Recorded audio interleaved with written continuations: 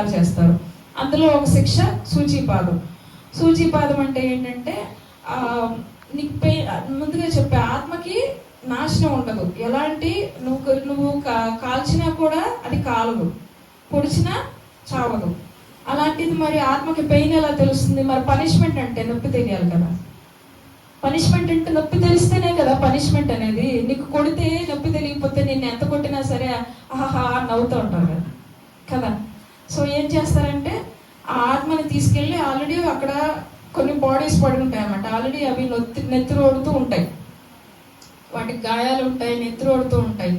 Already అవి సూచిపాదాలు అవన్నీ దాటుకొని ఉన్న బాడీస్ అనమాట. ఆ బాడీలోకి ఈ ఆత్మని ప్రవేశపెడతారు. అప్పుడు అది ఆల్రెడీ పెయిన్లో ఉన్న బాడీలోకి ఒక ఆత్మ ప్రవేశించిన తర్వాత దానికి నొప్పి తెలుస్తుంది. ఆల్రెడీ ఆ బాడీకి నెత్తురోడుతూ ఉంటాయి, గాయాలు ఉంటాయి. అప్పుడు ఆ బాడీ మేల్కొంటుంది అనమాట. జీవం లేని బాడీలోకి ఆత్మ వెళ్తుంది, కూర్చోబెడతారు. అది లేస్తుంది, పరిగెత్తు అంటారు. అప్పుడు పరిగెట్టు అంటారు అనమాట. కర్ర పట్టుకొని పరిగెత్తు. ఇప్పుడు అది పరిగెడుతుంది అనమాట.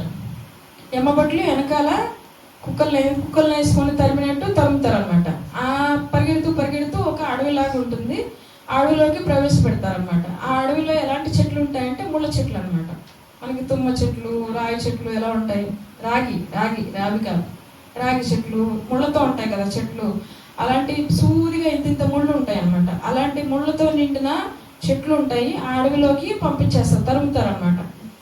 ఆ ఆత్మ ఆ జీవుడు ఏదైతే ఉన్నాడో ఆ అడవిలోకి పరిగెత్తుకుంటూ వెళ్ళాలి. నువ్వు ఆగేవా వెనక నుంచి తంతారు, ఆగితే తంతారు. సో పరిగెత్తుకుంటూ వెళ్ళాలి. ఆ పరిగెత్తుకుంటూ వెళ్తున్నప్పుడు నీకు ఎన్నో ముళ్ళు గీసుకుంటూ ఉంటాయి, చెట్లు రక్తం పడుతూ ఉంటాయి, చిరిగిపోతూ ఉంటుంది, అవన్నీ ఉంటాయి. దాన్ని సూచిపాదం అంటారు. అందుకనే ఆక్యుపంక్చర్ పనిష్మెంట్స్ ఉంటాయి, చాలా ఉంటాయి అన్నమాట. సో ఇలాంటి పనిష్మెంట్స్ని దాటుకోవాలా అంటే మీకు ఎందుకు చెప్తున్నానంటే, ఆత్మ శరీరాన్ని విడిచిపెట్టిన తర్వాత క్యూ లైన్లో కుపియా ప్రతీక్ష కీజీ అన్నప్పుడు ఈ ప్రతీక్షలో నరకంలోకి వెళ్ళొచ్చు, లేకపోతే నువ్వు సకర్మలు చేసుకున్నావు, కృష్ణ కర్మలు చేశావు, లేదు నువ్వు అకర్మలు ఏం చేయలేదు అంటే నువ్వు చేయకూడని కర్మలు ఏమీ చేయలేదు, కృష్ణ కర్మలే చేశావు. అప్పుడు నీకు కొన్ని మంచి లోకాలు ప్రాప్తిస్తాయి.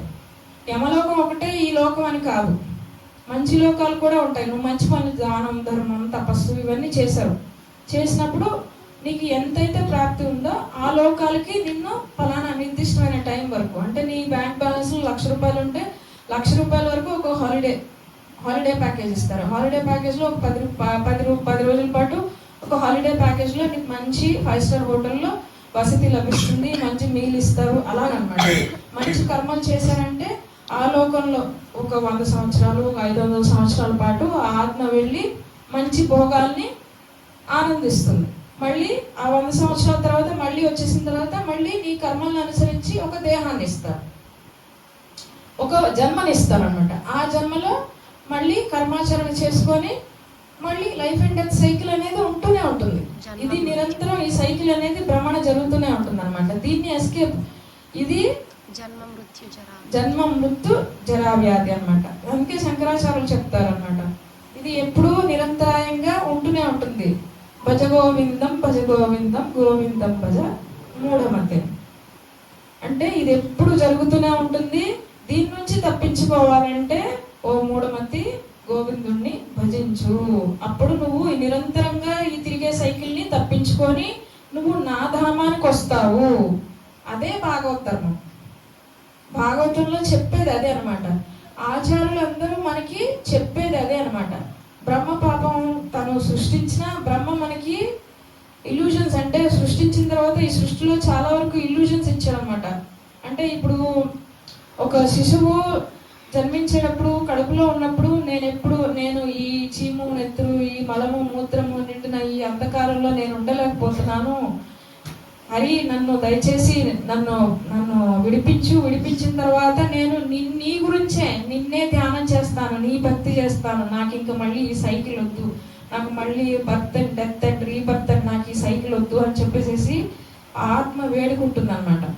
అప్పుడు సర్లే అని చెప్పేసి మళ్ళీ పుట్టించిన తర్వాత మళ్ళీ ఈ లోకంలోకి వచ్చిన తర్వాత మళ్ళీ ఇల్యూజన్ అనమాట. ఇదే శాశ్వతం.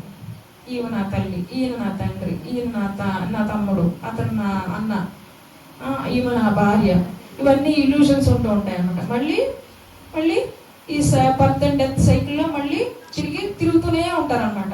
అప్పుడు మనకి ఆచార్యులు మనకి అప్పుడు వస్తారనమాట.